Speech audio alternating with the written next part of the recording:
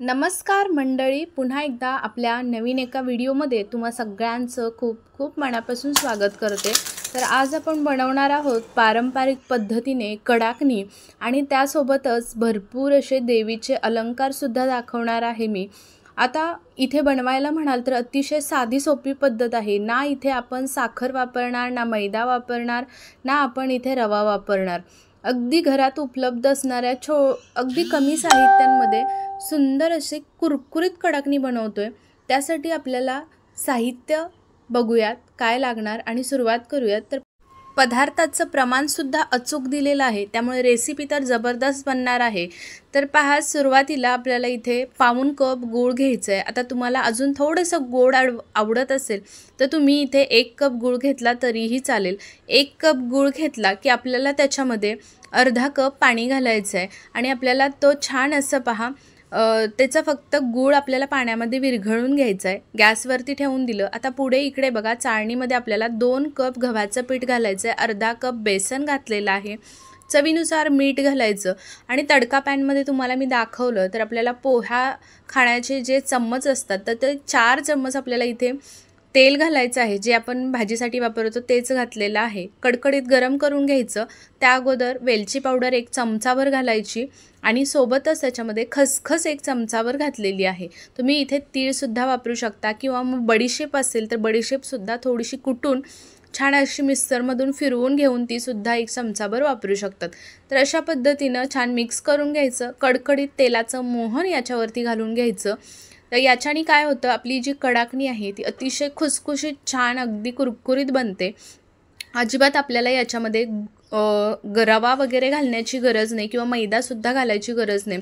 अगदी पारंपरिक पद्धतीने आणि हेल्दी अशी आपण इथे कडाकणी बनवतोय। तर गुळाचं जे आपण मिश्रण बनवून घेतलं होतं तर ते पहा, गूळ वितळल्यानंतर पूर्णपणे थंड करून घ्यायचं आणि नंतरच आपल्याला इथे गाळणीनं गाळून घ्यायचं आहे। आता इथे दिलेलं प्रमाण मी अगदी योग्य आहे, परफेक्ट प्रमाण आहे।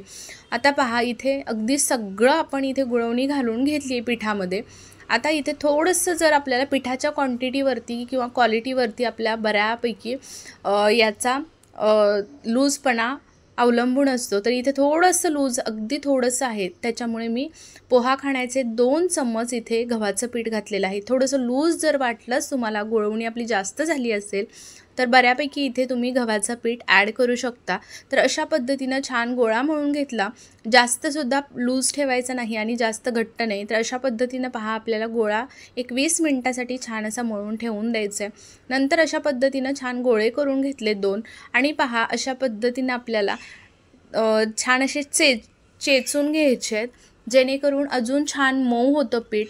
जास्त लूज ठेवलं तर बऱ्यापैकी कडाकणी व्यवस्थित होणार नाही। तर त्यासाठी पीठसुद्धा योग्य पद्धतीनं मळणं खूप गरजेचं आहे।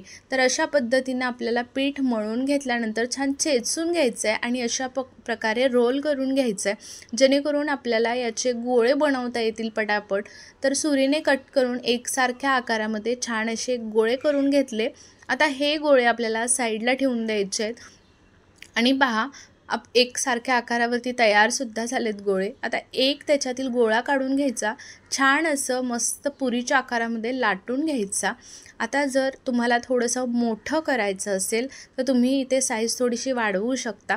आता आपल्याला एकसारख्या छान दिसाव्यासुद्धा यासाठी काय करायचं आहे, घरातील कोणतंही मोठी प्लेट वगैरे घ्यायची, जेणेकरून आपल्याला ज्या आकारामध्ये कट करायच्या आहेत त्या आकारामध्ये आपण इथे कट करून घ्यायच्या आणि या पद्धतीनं केल्या की एकसारख्या अशा चारी बाजूनी लाटल्या जातात आणि मस्त अशा कटसुद्धा होतात। तर पाहू शकतात अशा पद्धतीनं छान अशा आपल्याला कट करून घ्यायचे आहेत झाकणाने वगैरे। आता दुसरीसुद्धा दाखवते, दुसरीसुद्धा या पद्धतीनंच आपण करून घेणार आहोत। तीसुद्धा झाकणाने कट करून घ्यायची, साईडच्या कडा काढून घ्यायच्या आणि ही सुद्धा छान अशी, अगदी त्याचा थिकनेससुद्धा पाहू शकतात, अशा पद्धतीनं तयार झालेली आहे। आता अजून एक मी लाटून घेतली। आता आपण देवीचे अलंकार बघतोय, तर त्याच्यामध्ये बघा, मी पहिलं सुरुवातीला खाऊचं पान बनवलेलं आहे। तर पानसुद्धा तुम्हाला दाखवलं। थोडासा व्हिडिओ मी इथे फास्ट केलेला आहे, कारण बऱ्याच वेळा काय होतं की व्हिडिओ खूप स्लो होतो आणि मग कमेंट येत राहतात। तर त्यासाठी पहा, थोडंसं मी इथे देवीचे दागिने तुम्हाला फास्ट करून दाखवते। पण करायला खूप सोपे आहेत. तर अशा पद्धतीने हे सुद्धा छान असा असा गोळा घ्यायचा आणि त्याच्याने अशी मस्त असं लांब असा रोल बनवून घ्यायचा. आणि पहा इथे आता आपण मंगळसूत्र बनवतोय. छान रोल चिटकवून घ्यायचा परत एक वेळा मोठा करून आणि नंतर छोट्याशा वाट्या करायच्या आहेत. तर त्यासाठी अगदी छोटंसं पीठ थोडेसे तुकडे काढून घ्यायचे आणि ते छान असे वाटीच्या आकारामध्ये बनवून घ्यायचे. तर पहा अशा पद्धतीनं छान असे सगळे छोटे छोटे आकारामध्ये रोल बनवून घ्यायचे.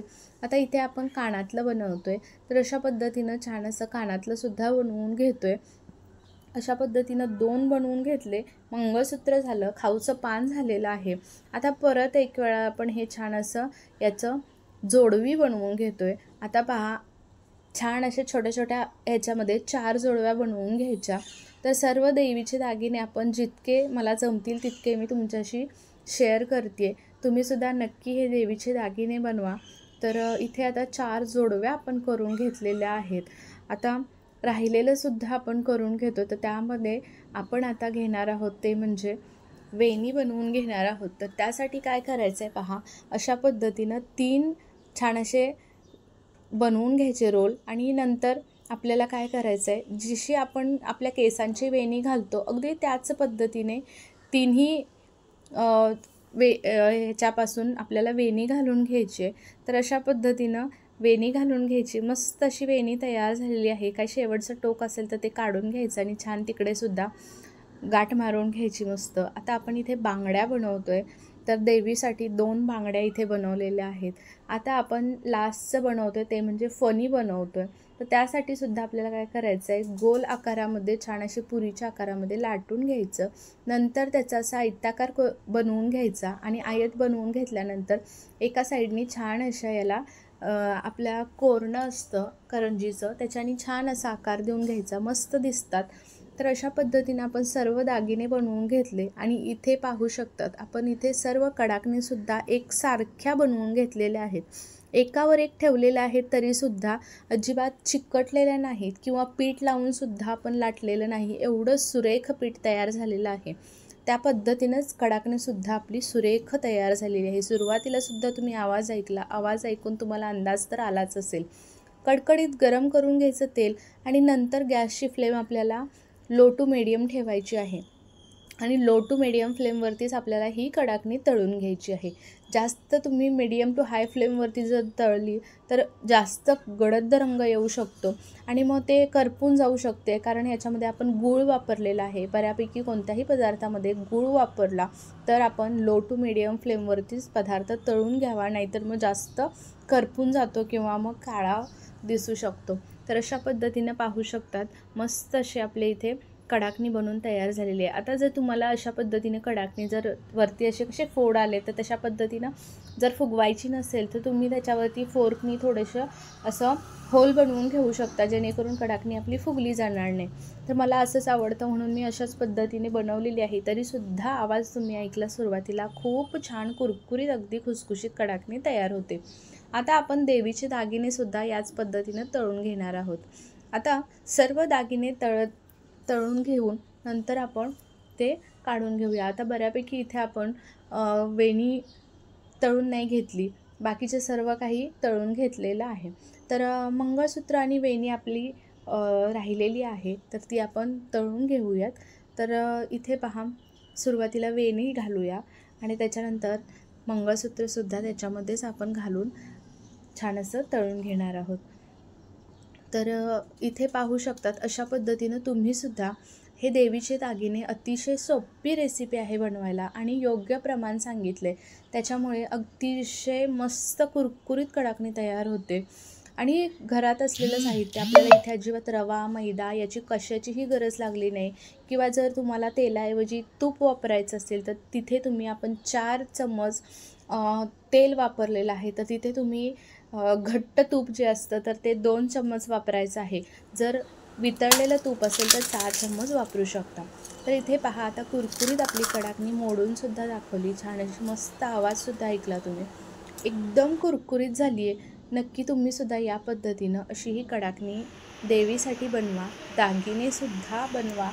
आणि आमच्याकडे कोणी 7व्या माळेला कोणी 9व्या माळेला असं देवीचा नैवेद्य बनवला जातो, पण आमच्याकडे 9व्या माळेला बनवला जातो.